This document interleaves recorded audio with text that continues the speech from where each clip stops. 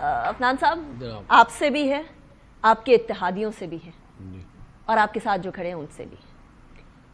لیکن میں تو پی ایم ایل این کی بات کر سکتا ہوں، باقیوں کی تو میں نہیں کر سکتا. نہیں دیکھیں اتحادی آپ کے ساتھ کھڑے ہیں، 26ویں ترمیم کے ٹائم پر آپ مولانا صاحب کے آس پاس تھے. نہیں وہ دیکھیں اتحادی اپنے فیصلے خود کرتے ہیں، ہم ظاہر ہے ان کو ایک حد تک ہی کہہ سکتے ہیں، زیادہ تو نہیں کہہ سکتے. آپ ذہن میں رکھیں آپ صرف اتحادیوں کی بات کر رہے ہیں؟ اتحادیوں کی یا باقی بھی جو لوگ ہیں سارے اپنے فیصلے خود ہی کرتے ہیں، لیکن بات یہ آپ کیا کرتے ہیں؟ آپ کے فیصلے کون کرتا ہے؟ ہمارے فیصلے ہم اپنی کوشش یہی کرتے ہیں کہ خود کریں. کوشش کرتے ہیں. کوشش کتنی کامیاب رہتی ہے؟ دیکھیں بات یہ ہے کہ اگر حکومت کولیشن گورنمنٹ ہو اور آپ کو سہارے لینے ہوں بہت سارے، تو پھر ظاہر ہے آپ کو پھر بہت ساری چیزیں جو آپ نہیں کر سکتے. خوش نہیں نظر آ رہے ویسے آپ، حکومت مل گئی ہے تب بھی خوش نہیں ملے تب بھی خوش. تو بتا رہا ہوں جو حقیقت ہے، ریئلٹی ہے، وہ آپ کو بتا دی ہے میں نے کہ کولیشن گورنمنٹ ہائبرڈ نظام میں ظاہر ہے پھر اسی طرح ہی معاملات چلتے ہیں جیسے چل رہے ہیں.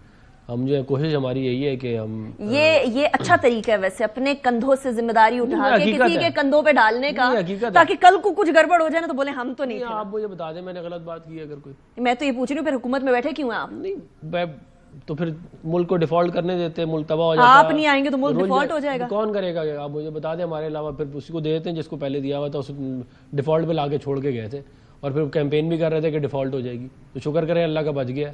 پی ٹی آئی کی بات، خان صاحب کی بات کر رہے ہیں. شہباز صاحب کی بڑی محنت ہے، مریم نواز شریف صاحبہ کی بڑی محنت ہے، یہ بچ گیا. ورنہ تو آپ دیکھ لیں کہتے ہیں ہم تو بڑے حالات بہت خراب تھے ملک کے. اب کیسے حالات؟ اب دیکھیں اب یہ اللہ کا شکر ہے کہ ڈیفالٹ کا تو کوئی چانس نہیں. اور آپ کے حالات کیسے حکومت کے؟ ہمارے حالات تو ویسے ہی ہیں جیسے پہلے تھے، لیکن ملک کے حالات بہتر ہونے شروع ہو گئے. اچھا، اور یہ قربانی آپ کے لیے قابل قبول؟ قابل قبول کیا، ہمارے پاس چوائس ہی نہیں ہے. ملک کو تو ظاہر تباہ نہیں ہونے دے سکتے نا، تو ملک کا نظام بھی چلانا ہے. اچھا ہم چلا رہے ہیں. چلیں آپ نے پی ٹی آئی کی طرف اشارہ کر دیا ہے. کامران صاحب آپ کی ایک ملاقات بہت زیادہ اس کا چرچا ہے اسد کیسر صاحب سے، کیا بات ہوئی تھی آپ کی ایسی سینیٹر صاحب؟ وہ جائے پہ ایسے چلتے چلتے جو ہے وہ جائے پہ ہم نے جمعے کی نماز پڑھی تھی یہیں پارلیمنٹ ہاؤس میں. تو وہ آگے مجھ سے صف میں کھڑے تھے، میں پیچھے تھا. بہرحال انہوں نے دیکھ لیا تھا تو انہوں نے ویو کیا، میں رک گیا، اسلام دعا ہوئی ہے. اور اس حوالے سے انہوں نے پوچھا کہ مدارس والے معاملے میں ہم کیا جو ہے وہ آپ کی ہیلپ کر سکتے ہیں. تو وہ میں نے ان کو بتایا کہ آپ ہیلپ کر سکتے ہیں، مگر وہ پہلے جو ہے نا پارٹی کے اندر جو ہے نا وہ پالیسی جو ہے وہ ایک لائن پہ آپ کی آ جائے، کیونکہ ایک دوست کچھ اور کہہ رہے ہیں، آپ کچھ اور کہہ رہے ہیں، تو ایک لائن پہ آپ آ جائیے. دوسری بات یہ ہوئی تھی حکومت سے مذاکرات کے حوالے سے. تو وہ میں نے ان کو کہا تھا کہ یہ مذاکرات آپ یقیناً کریں، مذاکرات اچھی بات ہے، سیاسی لوگ کرتے ہیں. آپ اس میں مولانا کو ایز آبزرور آپ ان کی نگرانی میں یہ کر لیجئے مذاکرات، تاکہ کل یہ کوئی بتانے والا موجود ہو کہ اس میں جو ہے اگر کوئی خرابی ہوئی ہے تو وہ کس کی پارٹ پہ ہوئی ہے. ورنہ کل آپ کے مذاکرات اگر ناکام ہوتے ہیں تو وہ پھر آپ کہیں گے جی گورنمنٹ کی وجہ سے ہوئی ہے، گورنمنٹ کہے گی کہ جی آپ کی وجہ سے ہوئی ہے. تو آپ مولانا صاحب کو رکھ لیں، اگر مولانا پسند نہیں ہے تو کسی اور جو بھی آپ کو زیادہ پسند ہے ان کی کو ساتھ. کامران صاحب مولانا صاحب ویٹنس موجود ہو اس میں. برج بننے کے لیے تیار ہیں حکومت اور پاکستان تحریک انصاف میں؟ پاکستان کے لیے وہ ہر وقت تیار ہیں. اور کیا اسد کیسر صاحب نے آپ سے یہ بھی کہا کہ واقعی میں برج بنے کردار ادا کریں، آپ سے حامی بھری انہوں نے اس بات پہ؟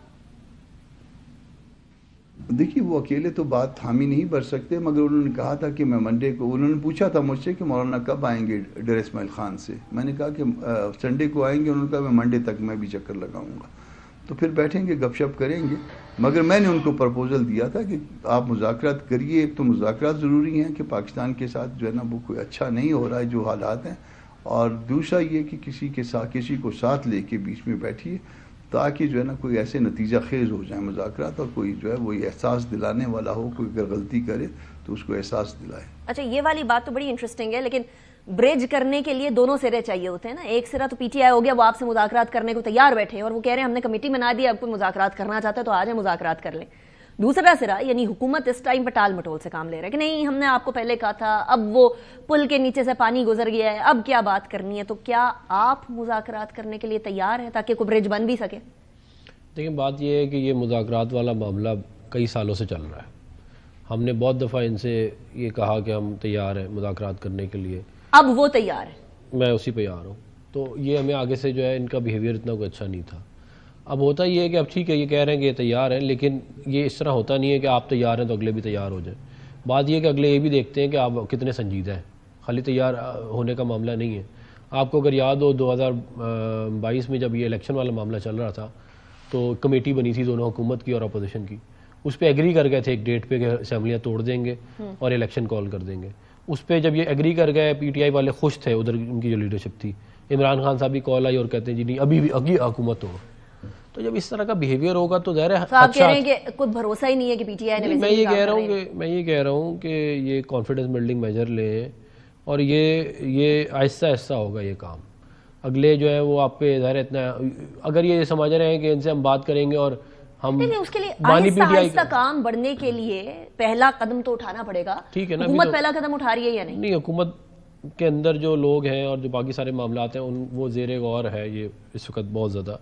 کوئی پلانز بنے، کوئی پلان اے پلان بی، اگر انہوں نے یہ ڈیمانڈ کی تو ہم یہ کہیں گے، اگر وہ ڈیمانڈ کی تو نہیں. دیکھیں میں آپ کو یہ بتا دوں کہ میں اپنے ذاتی اس میں بتا رہا ہوں، میرا نہیں خیال کہ کوئی اگر یہ اس طرح کی ڈیمانڈ رکھیں گے کہ جی آپ بانی پی ٹی آئی کو باہر نکالیں اور انہیں وزیر اعظم بنا دیں، اس طرح کی تو کوئی بات کوئی نہیں مانے گا. میں یہ ضرور سمجھتا ہوں کہ آپ چارٹر آف ڈیموکریسی پہ بات کر سکتے ہیں، آپ جو ہے وہ اور جو مسائل ملک کے اس وقت چل رہے ہیں ان پہ بات ہو سکتی ہے، گورننس کی امپرومنٹ پہ بات ہو سکتی ہے، جو ان کے ایشوز ہیں جو یہ سمجھتے ہیں امپورٹنٹ ان کے اوپر بھی پھر بات ہو سکتی ہے. لیکن یہ دیکھا جائے گا کہ یہ کتنے سنجیدہ ہیں اور ان کی سنجیدگی کو دیکھ کے پھر شاید معاملہ. یہ سنجیدگی والا سوال تو سینیٹر صاحب ابھی تھوڑی دیر پہلے آپ نے بھی فرمایا کہ پہلے آپ ایک پیج پر آ جائیں، اس کے بعد پھر آپ مذاکرات کی بات کریں. تو پاکستان تحریک انصاف کا اب کا مذاکراتی ٹیم بنانا اور مذاکرات کرنے کے لیے آگے بڑھنا ایک نیوٹرل سپیکٹیٹر کے طور پر کامران صاحب آپ کو کتنا سنجیدہ لگتا ہے، کنسیڈرنگ کہ عمران خان صاحب نے کہہ دیا کہ مجھے تو جیل میں بیٹھ کے لگ رہا ہے باہر سب کچھ گڈی گڈی ہے؟ ہاں، اس میں ایسا ہے کہ یہ اگر حکومت کی ذمہ داری زیادہ ہوا کرتی ہے، ہماری ذمہ داری نسبتاً ان سے کم ہوتی ہے. جو ڈاکٹر صاحب کی ذمہ داری ہے وہ زیادہ جو ہے نا اس وقت، کیونکہ اللہ نے ان کی کندھوں پہ ذمہ داری پاکستان کی ڈالی ہوئی ہے. تو بھلے پی ٹی آئی میں اگر ان کو کوئی نقص نظر آتے ہیں، اب چلیں بہت سارے نقص نظر آتے ہیں، تو بھی ان کو بڑھنا چاہیے. حکومتوں کی ذمہ داری ہوتی ہے کہ یہ انگیج کرے. چھوڑ دیجئے ان کی نیت کو بھی چھوڑ دیجئے، باقی باتوں میں ان کی غلطیوں کو بھی چھوڑ دیجئے، انہوں نے جو کچھ کیا کہا وہ بھی چھوڑ دیجئے. آگے بڑھیے اور اس ملک کے لیے آگے بڑھیے، تاکہ ہم جو ہے وہ اب ڈیفالٹ سے اگر بقول ڈاکٹر صاحب کی معاملہ آگے نکل آیا تو اللہ کرے کہ ہم کبھی ڈیفالٹ کی طرف واپس نہ جائیں. مگر اس ملک میں لوگ اب بھی جو ہے نا بغیر جوتوں کے ہیں، بغیر صاف پانی کے ہیں، بغیر دوائی کے ہیں، بغیر روٹی کے ہیں. تو وہ معاملات کو ہم نے ٹھیک کرنا ہے، آپس میں لڑتے نہیں رہنا. لیکن یہ سارے معاملات کامران صاحب گفتگو سے حل ہو جائیں گے کیا؟ مطلب ہم لوگوں کے سیاستدانوں نے چارٹر آف ڈیموکریسی کی، اس کے بعد بھی یہ جوتے نہ ہونا، سر پہ چھت نہ ہونا، کپڑے نہ ہونا، مسئلے تو اسی طرح چلتے رہے نا کامران صاحب؟ نہیں، وہ چلتے رہے. اس کی 2-3 وجوہات ہیں. ایک تو یہ ہے کہ ہمارے ہاں جو ہے نا وہ ریٹ آف کرپشن زیادہ ہے. وہ ہم جو اللہ پاک نے وسائل، جو رب نے وسائل جو ہے نا وہ دیے ہوئے ہیں، وہ وسائل جو ہے وہ ادھر ادھر ہو جاتے ہیں. اس کو ہم کو کنٹرول کرنا ہوگا. دوسری بات یہ ہے کہ جب یہ دو پارٹیوں نے جو ہے نا وہ جینا سیکھ لیا، چارٹر آف ڈیموکریسی ہو گیا، تو پھر تیسری پارٹی میدان میں آ گئی.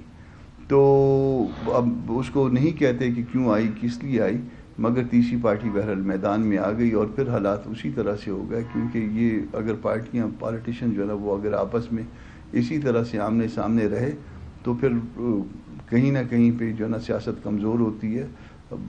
بجائے اس کو لوگ اس کو سوچیں کہ اس سے پاکستان بھی کمزور ہوتا ہے. تو اب ہم کو سیاست کو بھی مضبوط کرنا ہے، اس کے نتیجے میں پاکستان بھی مضبوط ہوگا. اچھا، پاکستان کو مضبوط کرنے کی بات اگر تو مذاکرات نہیں ہوتے عفنان صاحب، تو پھر آ رہی ہے سول ڈس اوبیڈینس موومنٹ، سول نافرمانی کی موومنٹ. اس کے لیے تیار ہیں آپ؟ کیونکہ پہلے آپ نے کہا تھا اٹک پہ روک دیں گے، پہنچ گئے وہ جی چوک تک. ٹھیک ہے وہ، لیکن کچھ اپنے آبجیکٹو لینے میں تو کامیاب نہیں ہوئے. بات یہ ہے کہ سول ڈس اوبیڈینس موومنٹ جو یہ عمران خان صاحب فرما رہے ہیں، یہ 2014 میں بھی ایک دفعہ کر چکے ہیں. تو یہ پہلے بھی انہوں نے کر کے ملک کا نقصان کیا ہوگا، ہم شور ابھی بھی دوبارہ کریں گے. لیکن ان کی باتیں اگر یہ سمجھتے ہیں، آپ انوائٹ کر رہے ہیں کہ آ کے کر کے دیکھ لیں؟ نہیں کر رہا، میں یہ کہہ رہا ہوں کہ یہ کر چکے نا آپ یہ کام ایک دفعہ کر چکے اور آپ ناکام ہوئے. آپ کی جو حکومت گئی تب بھی آپ نے اس طرح کی کالیں دی کہ یہ نہ کریں، یہ جو فورن ایکسچینج نہ بھیجیں، یہ بہت دفعہ کر چکی پی ٹی آئی. تو یہ آپ پہلے بھی کرتے رہے. اگر آپ سمجھتے ہیں کہ آپ یہ طریقہ آپ کی سیاست کا، اسی لیے میں کہہ رہا ہوں نا، لوگ پھر آپ کی جو نیگوشیشن والی بات ہے اس کو اتنا سیریسلی لیں گے نہیں. یہ کوئی طریقہ نہیں ہوتا کہ آپ ایک طرف سے پریشر ڈالیں اور دوسری طرف سے کہ ہم نیگوشیٹ کر رہے ہیں. It will not work like that. آپ جو کہیں جی ہم نیگوشیٹ کرنے کے لیے تیار ہیں, یہ معاملات ہیں, اور عوامی معاملہ ہونا چاہیے, پبلک انٹرسٹ کا ہونا چاہیے, بجائے اس کے کہ جی میرے ذاتی مسائل حل کر دیں. یہ تو کوئی بات نہیں. چلے اچھا کامران صاحب, جے یو آئی کدھر کھڑی ہوگی اگر سول نافرمانی کر ہی لیتی ہے پی ٹی آئی تو پھر؟ میں سمجھتا ہوں کہ عمران خان صاحب کو یہ کال وڈرا کر لینی چاہیے. جے یو آئی سول نافرمانی پہ بلیو نہیں کرتی. باوجود یہ کہ ہمارے جتنے بھی اختلافات ہوں حکومتوں کے ساتھ یا حکومت کے ساتھ, مگر ہم سول نافرمانی کی کال نہیں دیں گے, کیونکہ یہ ہمارا اپنا ملک ہے. اور سول نافرمانی کے نتیجے میں فرض کر لیجئے کہ کوئی اگر زر مبادلہ آنا کم ہو جائے یا ختم ہو جائے تو اس کا نقصان پاکستان کو ہوگا. وہ کام جس کا نقصان پاکستان کو ہوگا وہ ہم کرنے کے لیے تیار نہیں ہیں. ہم پالیٹکس کرتے ہیں, یقیناً کرتے ہیں. ہمارے اختلافات ہیں, نون کے ساتھ ہیں, پیپلز پارٹی کے ساتھ ہیں, ایوان صدر کے ساتھ ہیں, ایون پی ٹی آئی کے ساتھ ہیں, مگر اس کا مطلب ہرگز نہیں ہے کہ ہم جو ہے نا وہ اس طرح کی سول نافرمانی میں چلے جائیں. پی ٹی آئی کے ساتھ ہمارے بہت تعلقات خراب تھے, مگر ہم نے ان کو نارمل کیا ہے. باقی سب جماعتوں کے ساتھ بھی ہمارا احترام کا رشتہ برقرار ہے, اور پی ٹی آئی کے ساتھ بھی ہم نے احترام کے دائرے میں اپنے رشتے جو ہے بحال کیے ہیں. رائٹ, اور آپ ان کو بھی یہی سجیسٹ کریں گے کامران صاحب, ملاقات میں بھی مولانا صاحب بھی یہی سجیسٹ کریں گے کہ سول نافرمانی کی طرف نہ جائیں اور حکومت کو بولیں گے کہ مذاکرات سٹارٹ کریں؟ Am I correct? دیکھیے یہ ناکام بظاہر جو ہے یہ ناکام بھی ہو جائے گا, اور ویسے بھی چونکہ آپ مذاکرات کی میز پہ آنے کا ارادہ کر چکے ہیں, اور جب ارادہ کر چکے ہیں تو اس کو وڈرا کر لیں. میرا خیال ہے یہی مناسب ہے.